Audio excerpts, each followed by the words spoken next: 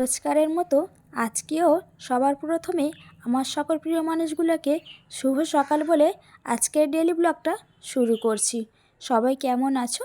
আশা করছি সবাই খুব ভালো আছো, সুস্থ আছো। তুমি আমি লাইফস্টাইলের নতুন একটা ডেইলি ব্লগে তোমাদের সবাইকে অনেক অনেক স্বাগত, অনেক ভালোবাসা। তো দেখো, আজকে কিন্তু সকালটা আমি একটু অন্যরকমভাবে শুরু করলাম। তো প্রথমেই শুরু করলাম আমার এই যে সুন্দরীটাকে দিয়ে। কত সুন্দর দেখতে লাগছে, তাই না? আর বাইরের কিন্তু ওয়েদারটাও দারুণ ছিল। একটু নতুন নতুন শীত পড়ছে তো, কুয়াশায় ঢাকা মেঘলা আকাশ যেন কি দারুণ নাই লাগছে। তারপরে এই যে তোমাদের দাদাভাইয়ের জন্য এক কাপ চা করে দিচ্ছি। আর ওখানে কোলা রুটিটা আগেই করে নিয়েছিলাম, যেটা তোমাদেরকে আর দেখানো হয়নি। তো তারপরে আবার তোমাদের দাদাভাই খেয়ে অফিসে চলে গেল, আর আমিও তারপরে খেয়ে দিয়ে নিয়ে এই ওপরে চলে এলাম। তো রান্নাটা তোমাদের সঙ্গে শেয়ার করা হয়নি। সারাটা রাত আজকে যে কি কষ্ট হয়েছে তোমাদেরকে কি বলবো। কেন কষ্ট হয়েছে জানো? এই যে একটা পাতলা চাদরে একদমই শীত কাটেনি। হঠাৎ করে যে এতটা ঠান্ডা পড়ে যাবে সত্যি বুঝতে পারিনি। যদি বুঝতে পারতাম আগে থেকে কিন্তু ব্ল্যাঙ্কেটটা বার করে রাখতাম। আর কি বলবো, যেহেতু আমার জানলার পাশে পুকুর আছে, তো সেই জন্যই না আরও বেশি ঠান্ডাটা ঢোকে, জানো তো। তো সারাটা রাত যা হোক করে কাটিয়েছি। আর ভাবলাম সকালবেলা উঠে কোনো কাজ করব না, প্রথমে কিন্তু আমি শীতের জামা কাপড়গুলো বার করব আর ব্ল্যাঙ্কেটটা বার করব। তো ওই জন্য এই যে সকাল সকাল একদম দেখো, ব্ল্যাঙ্কেট তারপরে শীতের যত জামা কাপড় পুরো ছাদে মেলে দিচ্ছি। আর আমার ছাদে খুব একটা বেশি জায়গা নেই বলে আজকে জামা কাপড়গুলোও কাচিনি। যদি জামা কাপড়গুলো কাচতাম তাহলে এগুলো কোথায় শুকাতে দিতাম বলো। তো সেই জন্য আজকে ভাবলাম এগুলো শুকিয়ে একটু গরম করে নিই, তারপরে কালকে আমি জামা কাপড়গুলো কাচবো। কী বলো তো, সারা বছর এরকম আলমারিতে তোলা ছিল কেমন একটা লাগে। তো সেই জন্য আমি ভাবলাম যে না, একটু রোদ খাইয়ে একটু গরম করে নিই, তারপরে এগুলোকে গায়ে দেবো।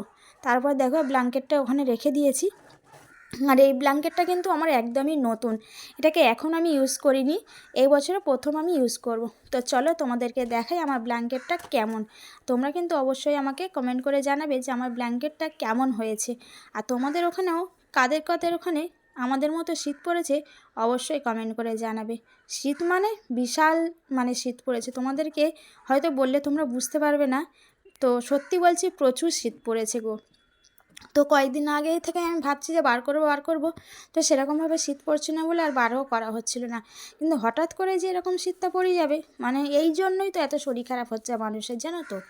তো চলো, সব শুকাতে দেওয়া হয়ে গেছে, তোমাদেরকে দেখিয়ে দিই। আর তোমাদের দাদা ভাইয়ের কিন্তু বেশি দেখো শীতের জামা কাপড়, আমার কিন্তু বেশি নেই। আমার দুটো সোয়েটার, আর যত দেখতে পাচ্ছ সবগুলো কিন্তু তোমাদের দাদার। আর এখানে দেখো, এই গাছটাকে তুলবো ভাবছি, কিন্তু একটাতে তো কিছু হবে না। আর একটু শাক কিনলে তবে ওর সঙ্গে মিশিয়ে রান্না করতে পারবো। আর এখানে কিন্তু আমার লাল শাকগুলো বেশ বড়ই হয়ে গেছে। আর এই যে এখানে প্রস্তুতি নিচ্ছি একটু একটু করে মাটি জোগাড় করে, কেননা চাষ করতে হবে তো, সামনে তো শীত চলেই এলো, তাই না। তো আমি গিয়ে কিছুটা বীজ কিনে এনেছিলাম, ঠিক আছে। তো আরও কয়েকটা গাছ গিয়েছিলাম, বাট ছিল না, অনেকটা দেরি হয়ে গেছিলো বলে না, সব বিক্রি হয়ে গেছিলো। তো সেই জন্য আর সেগুলো কেনা হয়নি। তো কথাটা তোমাকে আমি পরে বলছি, ঠিক আছে, কি হয়েছিল। তো তার আগে চলো আমি ঘরটা ভালো করে সুন্দর করে গুছিয়ে নিই। তো ওদিকে দেখো, আমি জানালা খুলে ভালো করে গাছে জল দিয়ে দিলাম। আর এখন কি বলো তো, অতটাও গাছে জল দিতে লাগে না যেহেতু কুয়াশা পড়ে। আর তোমরা সবাই জানো যে অ্যালোভেরা গাছে বেশি জল লাগে না, 2-1 দিন ছাড়া জল দিলেই হয়। তো সেই জন্য আমি রোজ জল দিই না, 2 দিন 1 দিন পরে পরেই জল দিই। তো চলো এখন ভালো করে আবার এই যে আমার একটা অভ্যাস তো তোমরা সবাই জানো, কি বলবো, রোজ আমি বালিশ না রোদে দিলে আমার জন্য ঠিক একটা পোষায় না। তো তারপরে দেখো, এই যে চাদরটাকে গুছিয়ে নিচ্ছি, এটাকে ভাবছি যে তুলে দেবো। তো আজকে দিনটা থাক, তো আমি আবার ভালো করে ধুয়ে তুলে দেবো। তো এই চাদরটা নিয়ে যে সারা রাত আমি কিভাবে কাটিয়েছি সেটা একমাত্র আমিই জানি। তো ভাবছি কখন সকাল হবে। আর কয়েকদিন ধরে এত অ্যালার্জি হচ্ছে, তোমাদেরকে কি বলবো। অ্যালার্জির ওষুধ খাচ্ছি, ঠিকভাবে ঘুম হচ্ছে না, সারাটা দিন যেন আমি একটা অঘোর হয়ে এরকম অবস্থা হয়ে আছে। না কাজ করতে ভালো লাগছে, না কিছু খেতে ভালো লাগছে। সারাটা দিন শুধু মনে হয় যেন আমি শুয়ে থাকি, আর ভালো লাগছে না কিছু কাজ করতে। কিন্তু কি বলো তো, নিজের ঘরের কাজ নিজেকে তো করতেই হবে, তাই না।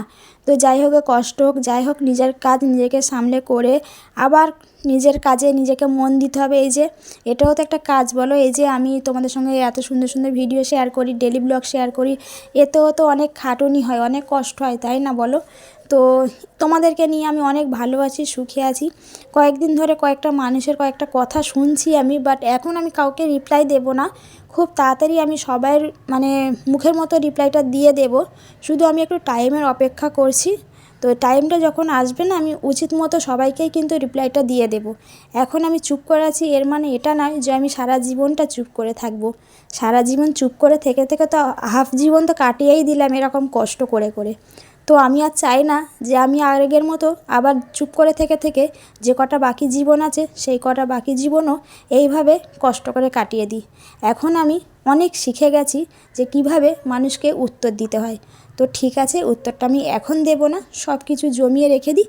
সময়ের সঙ্গে কিন্তু সবটা আমি কিন্তু সুদে আসলে সবাইকেই ফেরত দিয়ে দেব। ঠিক আছে, কেউ টেনশন করো না, চিন্তা করো না, সবাইকেই রিপ্লাই দেব আর সবাইকেই মুখের মতো উত্তরটাও দিয়ে দেব। তো তোমরা একটু ওয়েট করো, ঠিক আছে? যে আমাকে যেসব কথা বলছো বা বলে রেখেছো সবাইকেই দেব। একটু সময়ের অপেক্ষা, একটু আমি সামলে উঠি, একটু নিজেকে তৈরি করে নিই, তারপরে তোমাদেরকে আমি তোমাদের উত্তর দিয়ে দেব। ঠিক আছে? এই নিয়ে তোমরা ভেবো না যে আমি ভয় পাচ্ছি বা আমি তোমাদের সাথে কিছু বলতে চাইছি না, এটা না। জীবনে দেখো, লড়াই করতেই হবে, সেটা যে কোনো লড়াই হোক। লড়াই না করে জীবনে কেউ কিন্তু উঠতে পারবে না। তো এটাও মনে করি আমার জীবনের একটা অনেক বড় লড়াই। আর আমি জানি আমার এই লড়াইয়ে আমি কিন্তু একদিন না একদিন উঠে দাঁড়াবই। আজকে আমি কষ্টে আছি, কালকে আমি কষ্টে আছি, পরশুদিন না আমি ঠিক কিন্তু উঠে দাঁড়াবো। এটা আমার নিজের ওপরে বিশ্বাস আর আমার ওপরওয়ালার ওপরে পুরোপুরি বিশ্বাস। দেখো, মানুষ তো দুটো বড় কথা বলে আনন্দ পাবে, কিন্তু যাকে বড় কথাটা বলছে এটা ভাবছে না যে আমি দুটো আনন্দ পেয়ে তাকে যে চারটে কষ্ট দিয়েছি।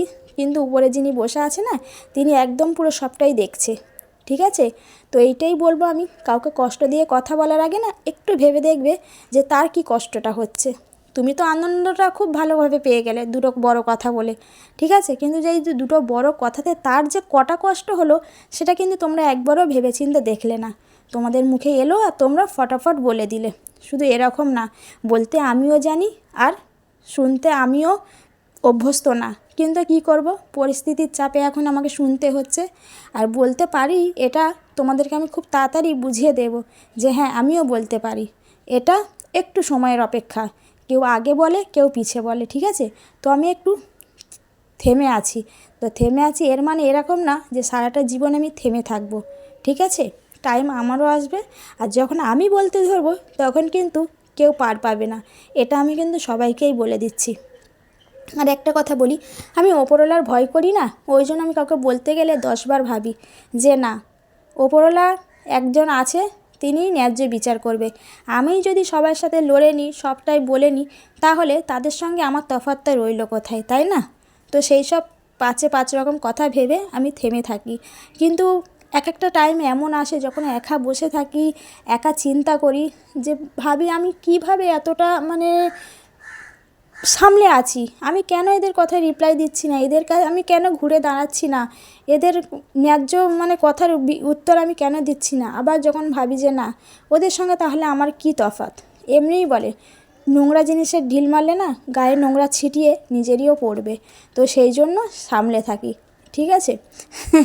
কী আর বলবো, সবই তো নিজের, মানে তাদের যদি বলি একটুখানিও হলেও নিজের গায়ে লাগবে। তো সেই জন্য আর বলি না। ঠিক আছে? তো যখন বলবো তখন তোমরা বুঝে নেবে যে হ্যাঁ, আমিও বলতে পারি। তো যাই হোক গে, অনেক কথা বলা হয়ে গেল, কেউ কিছু গায়ে মেখো না। ঠিক আছে? আর আমার পিছনে বেশি লাগারও চেষ্টা করো না।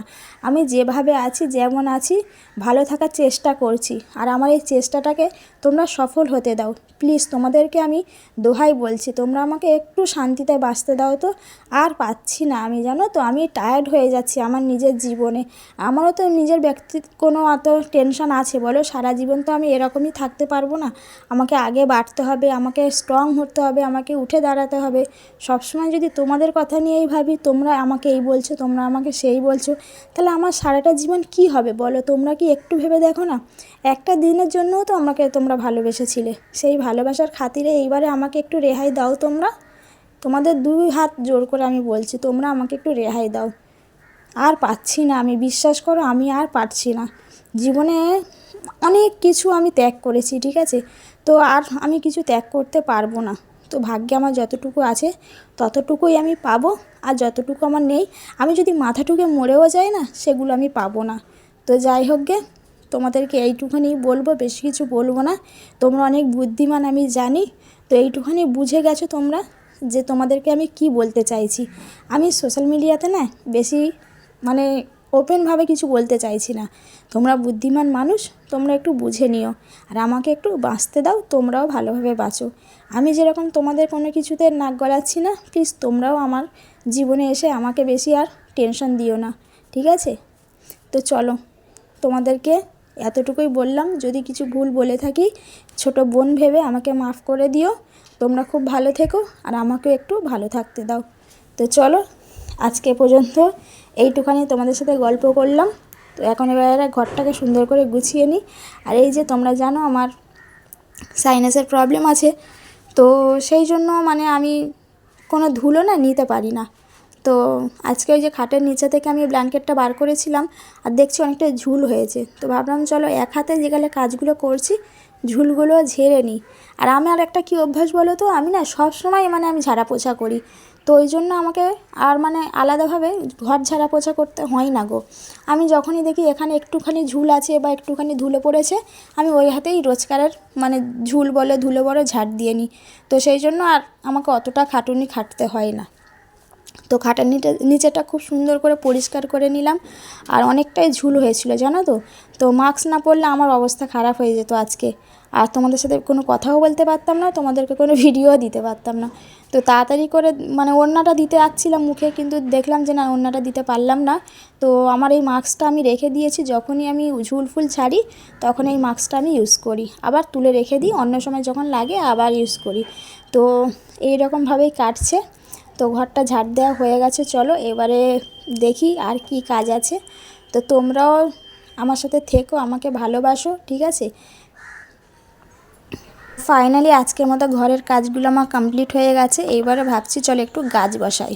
তো এই যে দেখো একটা মালসা বলে, তো এটাকে যাই হোক মালসাই বলে।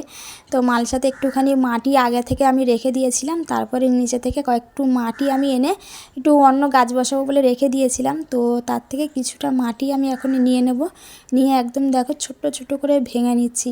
আর আমার গাছের প্রতি এত নেশা, তোমাদেরকে যতবারই বলি ততবারই যেন আমার মনে হয় আরও একটু বলি, আর একটু বলি। আর মাটিটা এত শক্ত ছিল, হাতে প্রচুর লাগছিল। তো এতে বেশি কিছু গাছ বসাবো না, কয়েকটা বীজ তৈরি করব, মানে চারা তৈরি করব, সরি বীজ না, কয়েকটা চারা তৈরি করব, তারপরে চারাটা আমি নিচে বসাবো। তো কয়েকবার না চারা যতবার বীজ দিই পাখিতে না ঠুকরে ঠুকরে খেয়ে নেয় নিচেতে। তো ওই জন্য আর আমি বীজ দিচ্ছি না, আমি ভাবলাম যে না, আগে চারাটা তৈরি করি, চারাটা তৈরি করে নিয়ে তারপর নিচে আস্তে করে বসিয়ে দেব। আর ওই যে প্লাস্টিকটা খুলছি দেখতে পাচ্ছ তো, ওতে আমি অনেক রকমের মানে বীজ কিনেছি। তো ওটা যখন লাগাবো আবার তোমাদের সঙ্গে অন্য ভিডিওতে শেয়ার করব। এই ভিডিওতে না অনেকটা বড় হয়ে যাবে, তো সেরকম আর কিছু তোমাদেরকে দেখাতে পাচ্ছি না। অনেক রকমের দানা কিনেছি, তো সেগুলো তোমাদের অন্য একটা ভিডিওতে দেখাবো যখন আমি গাছগুলো বসাবো। তো চলো এখন আমি এতে ওই যে কি বলে না, বুলেট লঙ্কা হয়, বুলেট লঙ্কার দানা দেব, আর কয়েকটা ক্যাপসিকামের দানা দেব। তো তোমরা জানো আগের বছর আমি ক্যাপসিকামের চারা কিনে এনেছিলাম, তো প্রচুর ক্যাপসিকাম হয়েছিল একটা গাছে। তো তার থেকে কয়েকটা নিয়ে আমি বীজ করেছিলাম যে আবার কিনবো গাছ, ওর থেকে আমি তৈরি করব। তো সেই বীজটাকেই রেখে দিয়েছিলাম, এই যে বসিয়ে দিচ্ছি। তো চলো সুন্দর করে এখন বসিয়ে দিই। আর আমি কী বলেন ওটাকে, গোবর সার না কি বলে, ওইও কিন্তু একটু সার কিনেছি ওপর থেকে ছড়িয়ে দেবো বলে। তো কাকুটা না এত সুন্দরভাবে বুঝিয়ে বলে, আর আমি যখনই গাছ কিনি ওই কাকুটার কাছ থেকেই কিনি, কোনো প্রবলেম হলে না কাকুটা বুঝিয়ে বলে দেয় গো। তো সেই জন্য আর অন্য কোনো দোকানে যাই না, ওই কাকুটার দোকান থেকেই আমি সবসময় কিনি। আর দেখো ওপর থেকে গোবর সারটা দিয়ে দিচ্ছি, কাকুটা বললে জল দিতে হবে না, ও গাছ আপনা আপনি হয়ে যাবে। তো চলো এই যে সুন্দর করে দেখো হাতে প্লাস্টিক পরে এখন আমি গোবর সারটা দিয়ে দিচ্ছি। যখন তোমাদের মানে চারা হবে তোমাদেরকে অবশ্যই শেয়ার করব। তো চলো এটাকে সুন্দর করে এক ধারে রেখে দিই। আর আজকের ভিডিওটা এত দূর পর্যন্তই, বেশি বড় করলাম না। আসছি আবার নতুন একটা ভিডিওর সঙ্গে। তো চলো ততক্ষণ সবাই খুব ভালো থাকো, সুস্থ থাকো, সাবধানে থাকো। আর আমার এই সুন্দর সুন্দর ডেলি ব্লগগুলো তোমরা দেখতে থাকো। আর যদি ভালো লাগে অবশ্যই কিন্তু শেয়ার করে দিও। চ্যানেলে যদি কেউ নতুন হয়ে থাকো আমার চ্যানেলটা সাবস্ক্রাইব করে দিও। তো চলো সবাইকে টাটা, সবাই খুব ভালো থেকো।